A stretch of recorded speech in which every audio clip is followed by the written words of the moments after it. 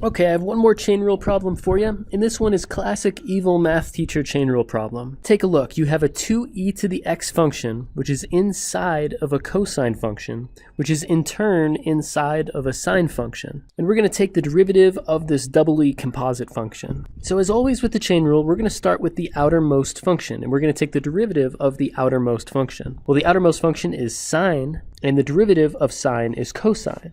So we're going to start this derivative with the cosine, and that function is going to have everything inside of it that the sine function previously had inside of it. Now, the chain rule says that we need to multiply this by the derivative of whatever was inside of that sine function. Okay, well, what was inside of that sine function was cosine of 2e to the x. So that's the first step in this chain rule problem. For our second step, I'm going to copy everything down here at the beginning.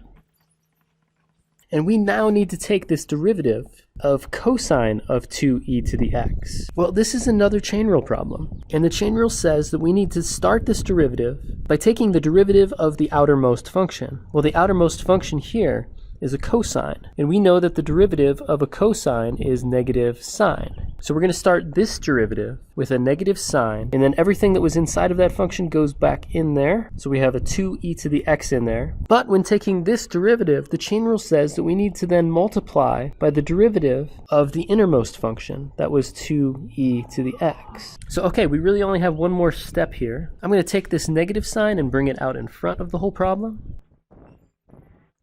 And I'm just going to copy everything down. Now our final step is finding the derivative of 2e to the x. Fortunately, the derivative of 2e to the x is just 2e to the x. The derivative of e to the x is just itself, and the constant just stays there. Now one final step, I'm going to bring this whole 2e to the x out in front, because I think this looks a little bit better.